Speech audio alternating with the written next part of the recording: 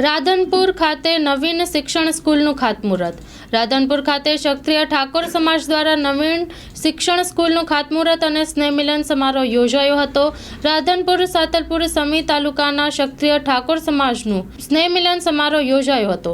Story report by Prahlad Thakor, Radhanpur. આજે રાધનપુર મુકામે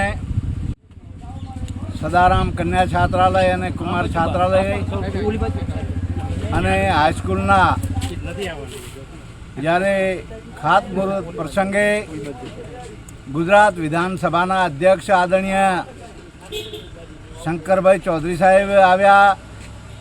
સાથે સાથે પાટણ જિલ્લા પ્રમુખ આદરણીય ડૉક્ટર દશરથજી ઠાકોર અને સંતો પણ પધારીને દौलतराम बापू, दास बापू टोटाणा धाम, बहुचरादी थी रामदास बापू, रतनदास बापू आ संतोनी हाजरी में आज ए शक्ति विद्यालयना ए मकाननु खातमुहूर्त कर्युं छे अने संतोए आशीर्वाद आप्या छे।